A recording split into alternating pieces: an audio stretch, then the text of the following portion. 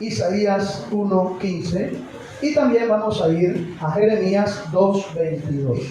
Cuando extendáis vuestras manos, yo esconderé de vosotros mis ojos.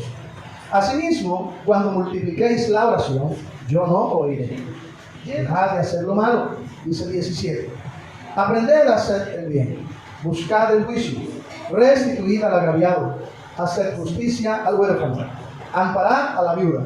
Verso 18. Venid luego, dice Jehová, y estemos a cuenta. Si vuestros pecados fueren como la grana, como la nieve, serán emblanquecidos.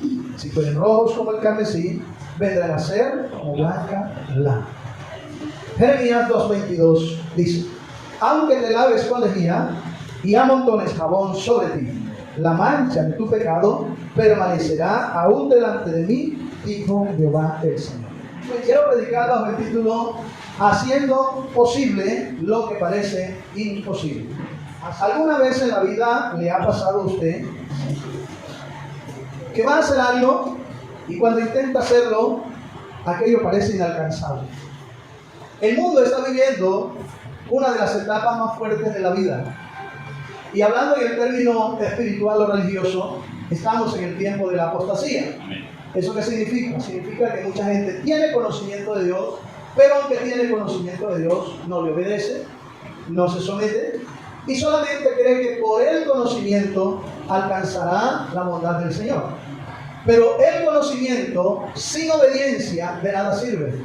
Acuérdense que cuando Adán y Eva recibieron el conocimiento y no permanecieron en ese conocimiento, sino que desobedecieron a Dios, de nada les sirvió el conocimiento, porque terminaron obedeciendo al enemigo y perdieron, escúcheme, todo lo que Dios les había entregado gratuitamente.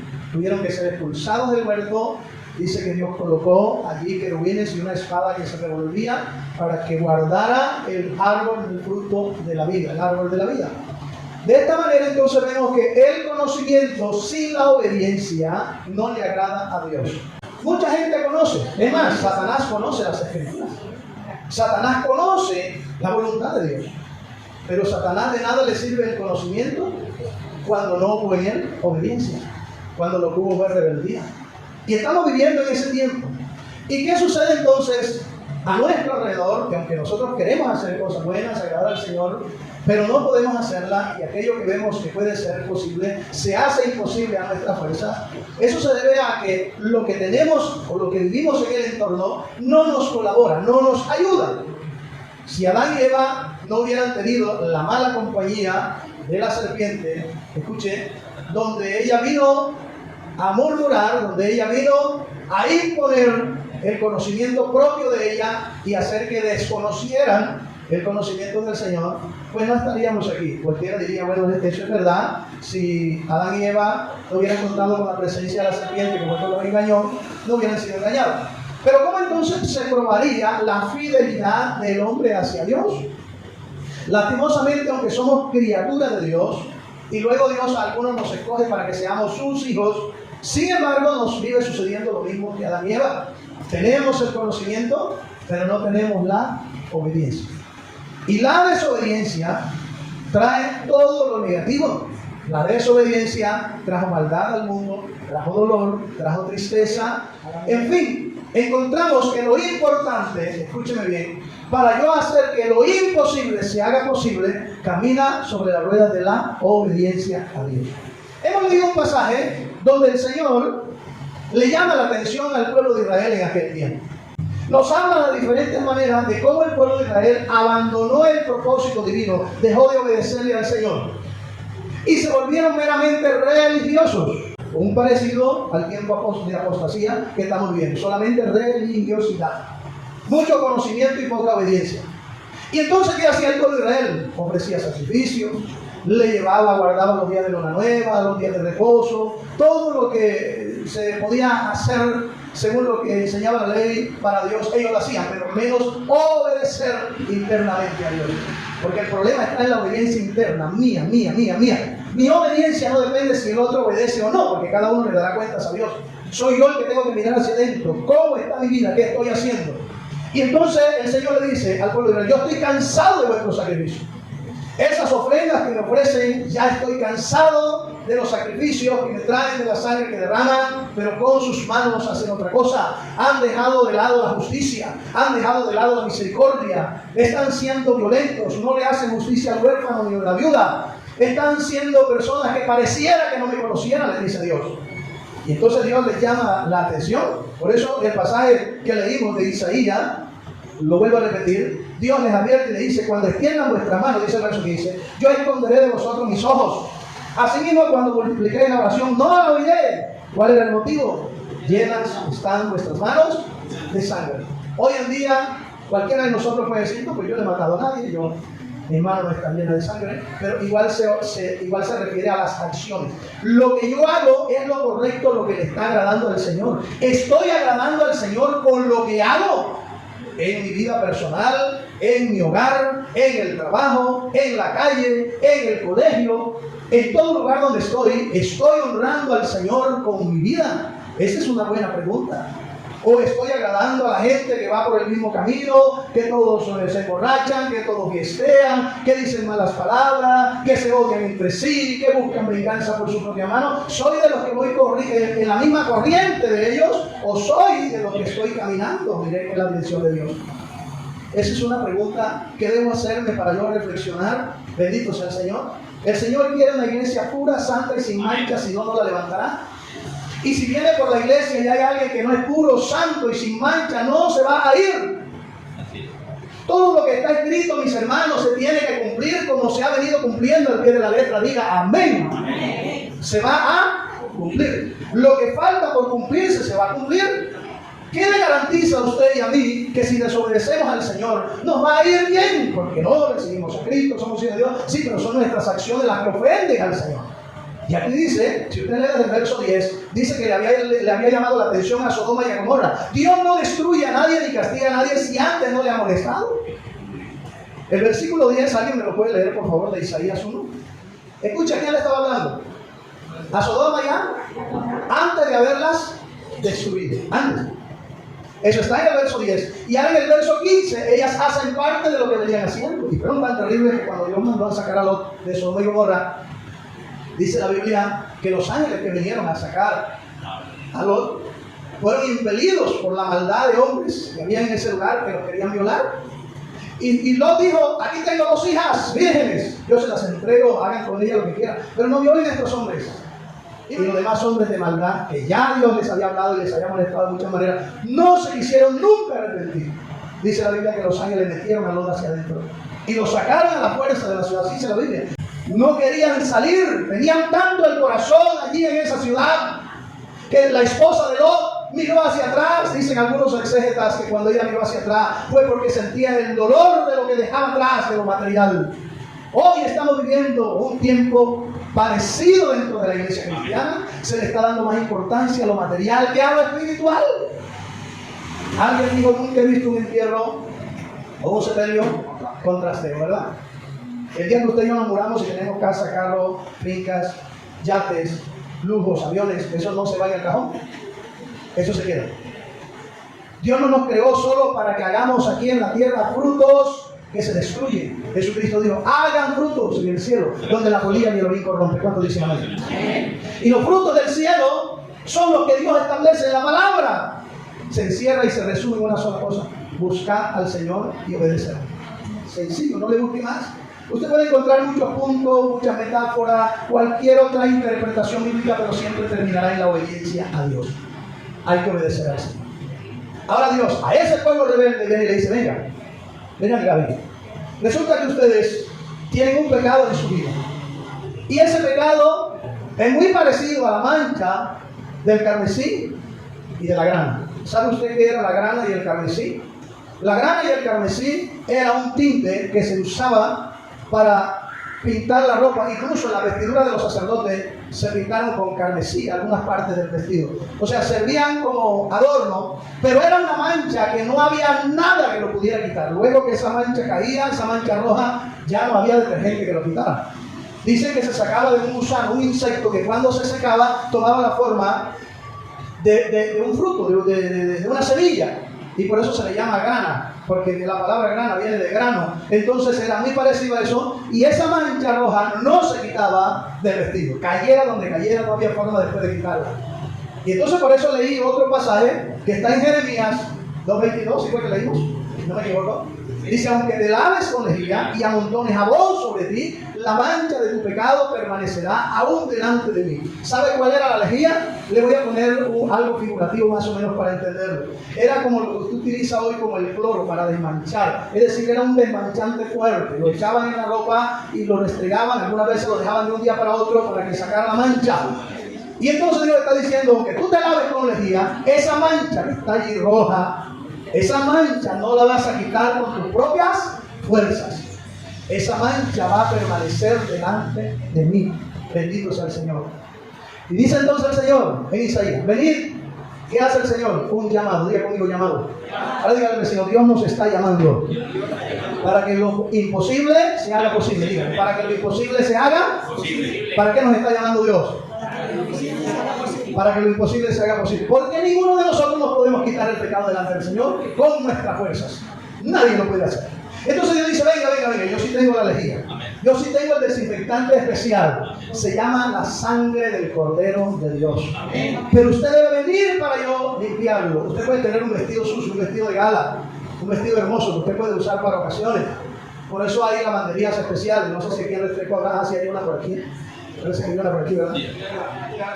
En toda la esquina, llegando a la esquina. Entonces hay una lavandería. Si usted lleva el traje, su traje arrugado, un poco manchado, sucio, usted lo lleva allí y allí se lo lavan y se lo entregan como nuevo.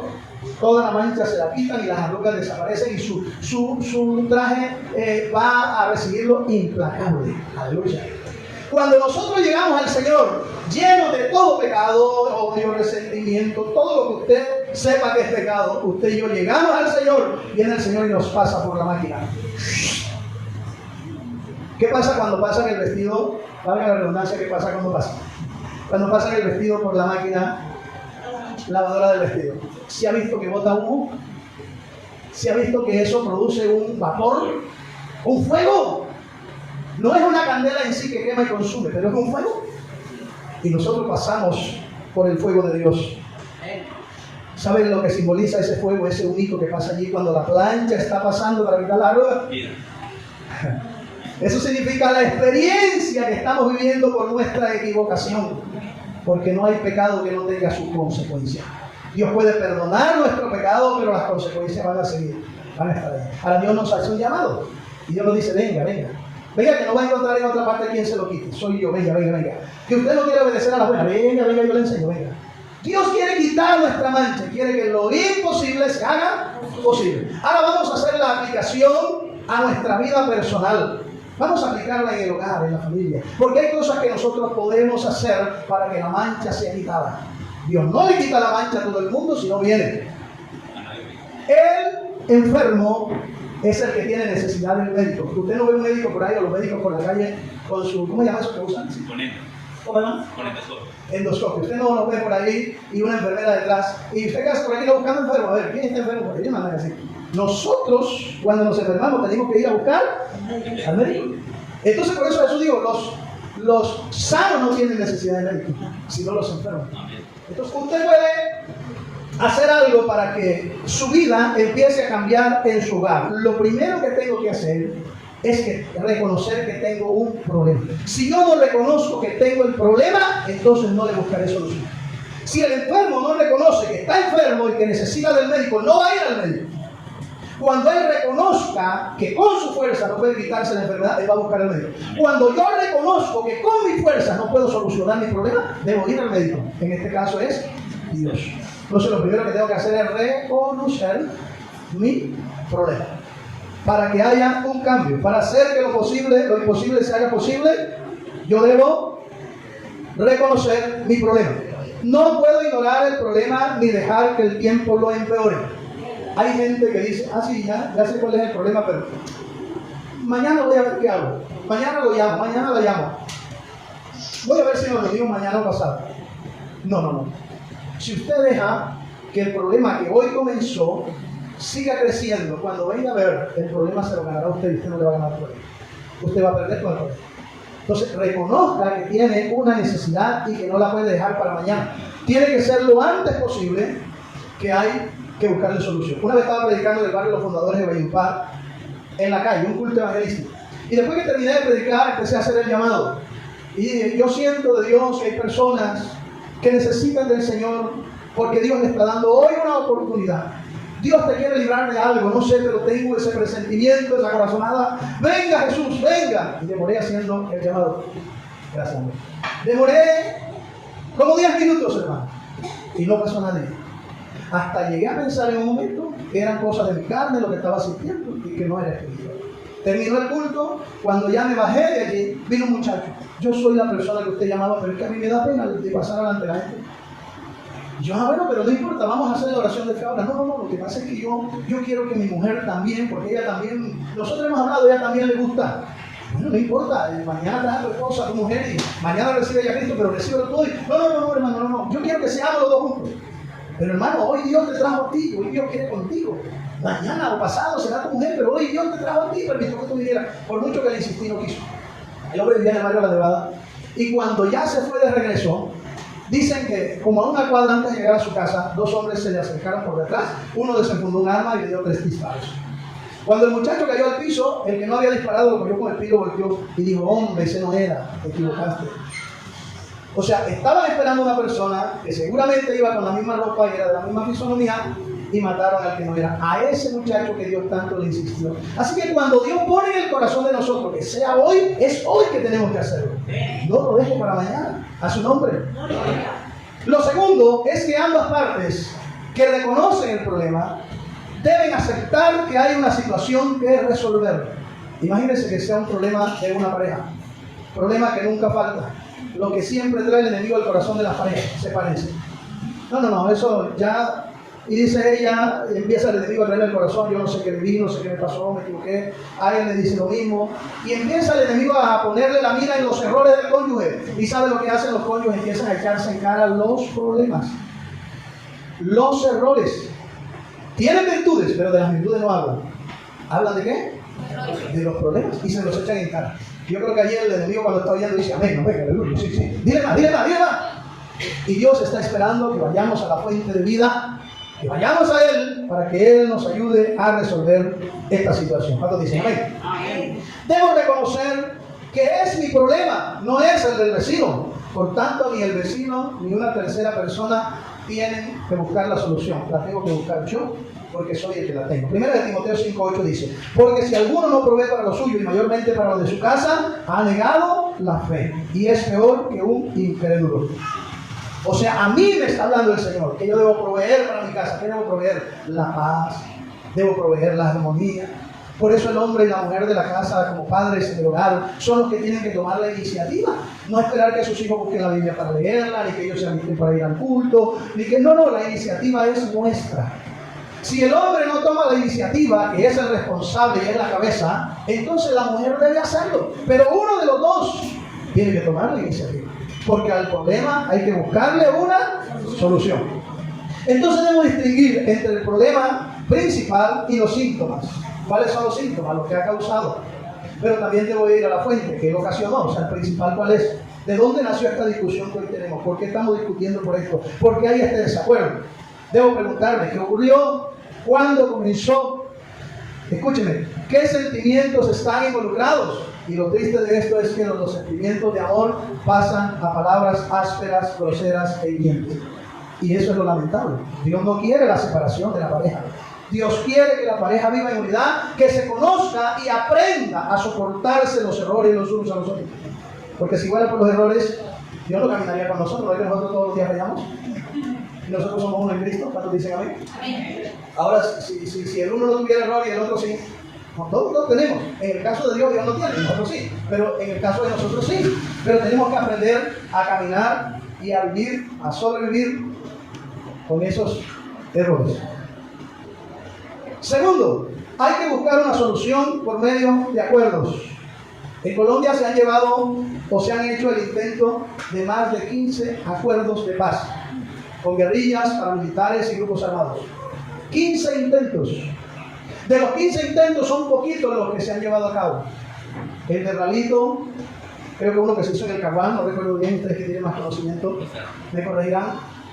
Pero siempre que hubo un acuerdo de paz y que se firmaron las condiciones y se aceptaron, cesó la violencia en un porcentaje enorme. Cuando usted llega a un acuerdo con su esposa, con su esposo, con sus hijos, con su familia, cualquiera que sea el problema que haya habido, pero usted llega a un acuerdo, cesa inmediatamente la violencia interna. Cuando Dios nos llama y dice, vení, estemos a cuenta, ¿qué quiere el Señor? Que se acabe el problema. Hay un problema. El problema en nosotros es el pecado. Dios dice, venga que le voy a quitar la mancha. Venga que usted solo no se lo puede quitar. Aunque se lave con lejía y a montones de jabón sobre usted y compre el jabón Rey. No, ese Rey no sirve. Es la sangre de Cristo. Pero Dios dice, venga. Es que usted tiene que venir a la fuente. Es donde no queremos ir muchas veces. Ir a Dios. Entonces el problema se arregla cuando hay acuerdos. Escúcheme. Aquí es donde tenemos que ser sabios. ¿Qué nos aconseja la carne y qué nos aconseja el Espíritu? ¿Se acuerdan de Gálatas 5:16? Que lo hemos leído aquí un sinnúmero de veces. Digo, puedes andar en el Espíritu y no satisfagáis los deseos de la carne, porque el deseo de la carne es contra el Espíritu y el del Espíritu contra la carne. Y estos se oponen entre sí para que no hagáis lo que quisierais. Dice, haced pues morir las obras de la carne por el Espíritu y viviréis. Hay que hacerlas morir, o sea, es algo que yo puedo hacer. No todo lo tiene que hacer Dios. Dios hace en mí lo imposible, pero yo hago lo que es posible. Lo que a mí me toca hacer, debo hacerlo. ¿Qué le aconseja la carne a una pareja que está en conflicto? Dele un puño, dele un garrotazo. Dependiendo de la discusión, ¿verdad? Pero duro, no se deje. Decía una señora por allá, la hija, que la estaba aconsejando que tenía problemas con el marido. No seas pendeja, dele con un palo. Eso dice la carne. ¿La carne qué quiere? Pelea, conflicto, problema. ¿Pero qué dice el Espíritu? Y esto es lo duro. El Espíritu dice, perdona. El Espíritu dice, acepta las flaquezas de los débiles. El Espíritu me invita a caminar en la dirección de Dios. Busca la paz y síguela, no la violencia. Gloria al Señor. Entonces, aquí vuelve la pregunta que nos hicimos el domingo pasado. Entre la carne y el Espíritu hay una lucha viva y es como si tuviéramos dos perros dentro de nosotros. ¿Qué va a ganar siempre que alimentemos más? ¿Estamos alimentando la carne o estamos alimentando el Espíritu? Si alimentamos la carne, terminaremos alejados del Señor y perderemos la batalla y seremos fracasados y nuestra alma se perderá porque la carne siempre lo va a llevar a la perdición. Pero si obedecemos al Espíritu, ayunamos, oramos, buscamos la presencia de Dios, vamos a ganar la victoria y vamos a hacer que lo imposible se haga posible. Bendito sea el nombre del Señor. Dígale al vecino, hay que obedecer a Dios. Entonces hay que ir a la fuente que es Dios. Hay que pedir a Dios sabiduría, humildad, dominio propio. Hay que hablar con sinceridad y amor. Hay que evitar los gritos, los insultos, las acusaciones, las palabras hirientes. Algunos en medio de la pelea hasta le recuerdan a la mamita al pollo, que nada tiene que ver la pobre vieja. Primero era, ay, gracias Señor por esa mujer que usaste para traer a mi vida a este hombre tan bello y hermoso, esta mujer tan bonita. Y después, ay Dios mío, no se muere esa vieja que es la madre de todos los problemas que tengo. Dice, hubo un chiste por ahí que el hombre va al médico y entonces regresó a la casa y la mujer le preguntó, y cuéntame, ¿qué te dijo el médico? No, pues me examinó, me dijo que estaba bien. Y le hablaste de tu problema. No, yo de usted no le hablé. El problema de él, para él era la muerte. Hay que permitir que todos se expresen. A veces no permitimos al cónyuge hablar. Antes que va a hablar ya le tapamos con un grito. ¡Ah, usted no hable! ¿Qué va a decir siempre lo mismo? No, hay que permitir que se exprese. Hay que renunciar al orgullo, a la ira y al deseo de venganza. Miren lo que dice Santiago 1:19. Recuerden esto, queridos hermanos. Todos ustedes deben estar listos para escuchar. En cambio, deben ser lentos para hablar y para enojarse. En la Reina Valera dice diferente, pero me gustó esta versión. Dios habla hoy y dice así, vuelvo a repetir. Recuerden esto, queridos hermanos.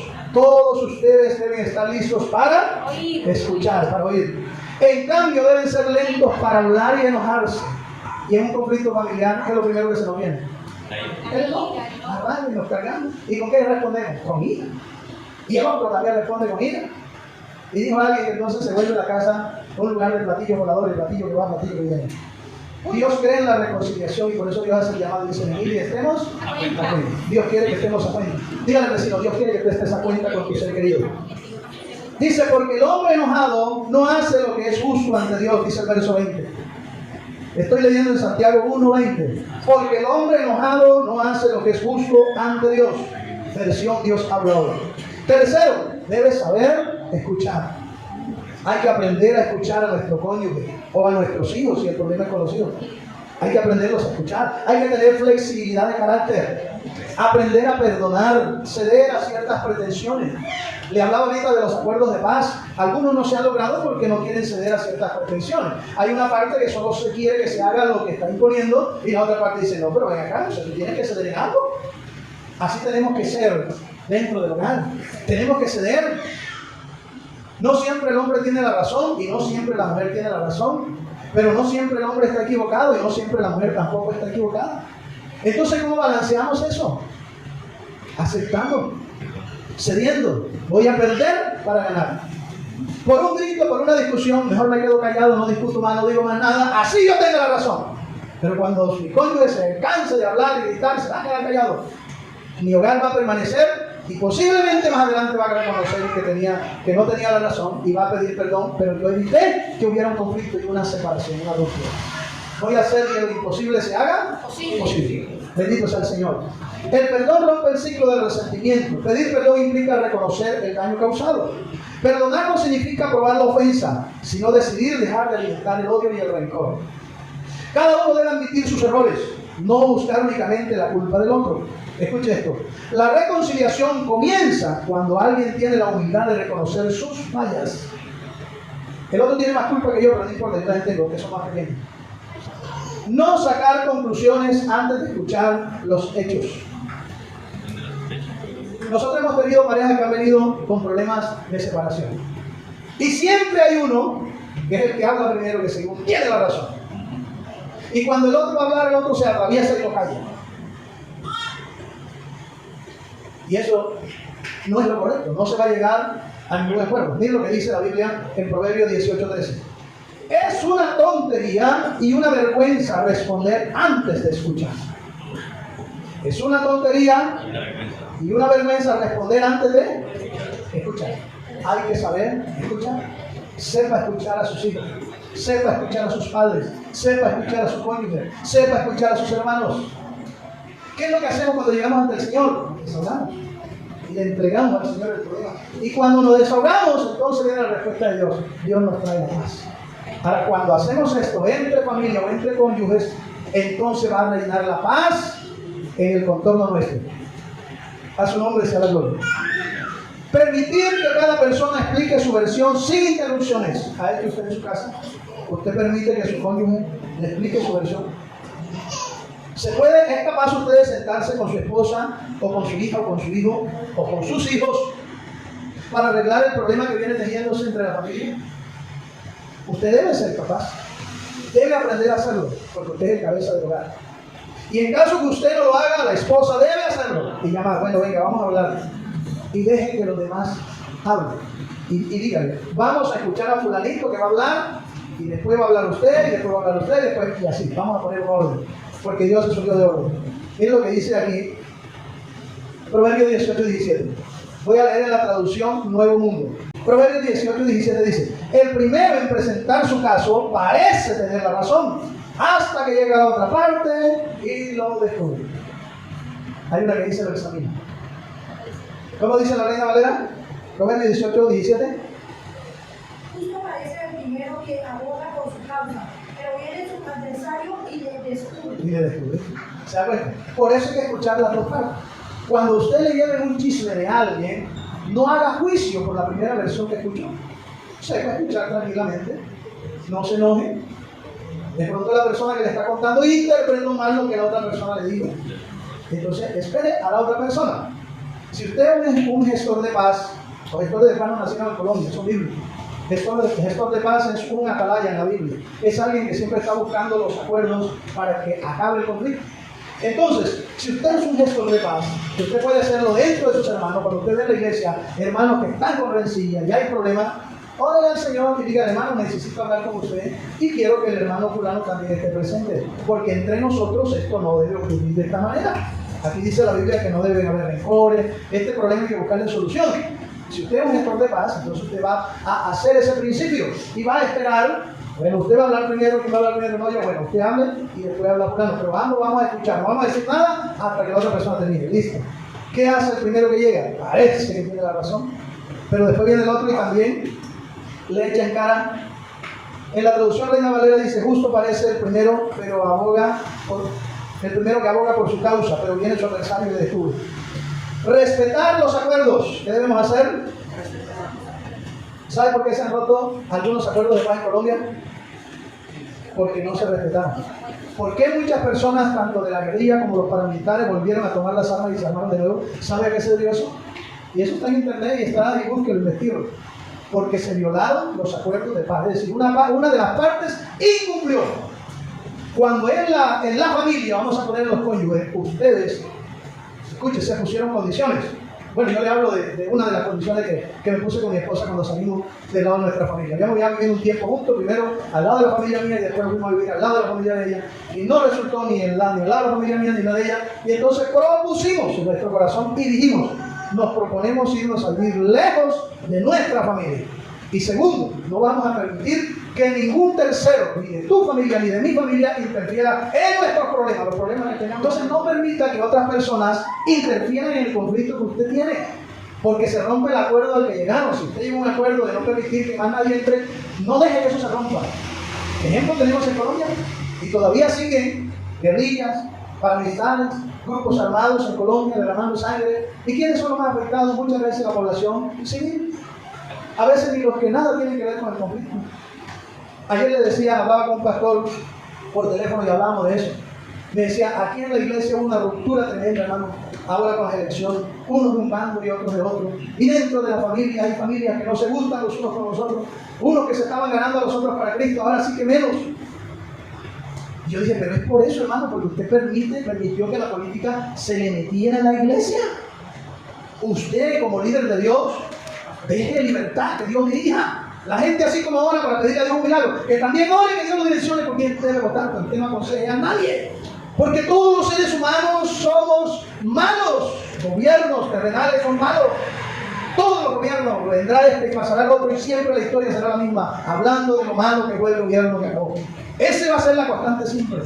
Por eso el único gobierno perfecto, recto y por el que usted debe meter la mano toda con todo su cuerpo se llama el gobierno de Dios. Amén. Por eso sí, porque Dios no se equivoca. Y estos gobiernos terrenales pasan.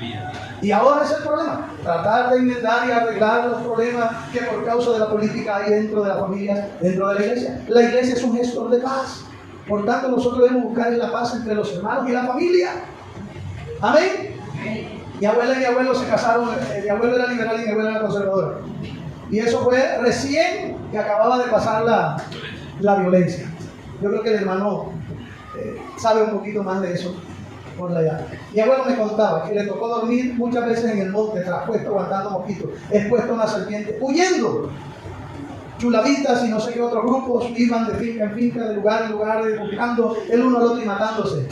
Liberales y conservadores. Política. Eso está volviendo. No permita que eso se repita. Usted no permita que eso se repita en su vida y en su familia. Su familia está por encima de la política. Gloria al Señor. Entonces, cuando los acuerdos se violan, se cae todo. Hay que respetar los acuerdos. Mateo 12:43, ya voy a terminar, dice: cuando el espíritu inmundo sale del hombre, estoy leyendo en Mateo 12:43. Cuando el espíritu inmundo sale del hombre, anda por lugares secos, buscando reposo y no lo halla. Entonces dice: volveré a mi casa de donde salí, y cuando llega, la encuentra desocupada, barrida y adornada. Entonces va y toma consigo otros 7 espíritus peores. Y el postrer estado de aquel hombre viene a ser peor. ¿Cómo viene a ser el postrer estado? Peor que el primero. Hermana mía, si usted no quiere que su marido se aparte de los caminos del Señor y vuelva a ser el que era antes, si usted piensa que vamos a volver a ser el que era antes, le cuento que está bien equivocado. Ahora va a ser peor.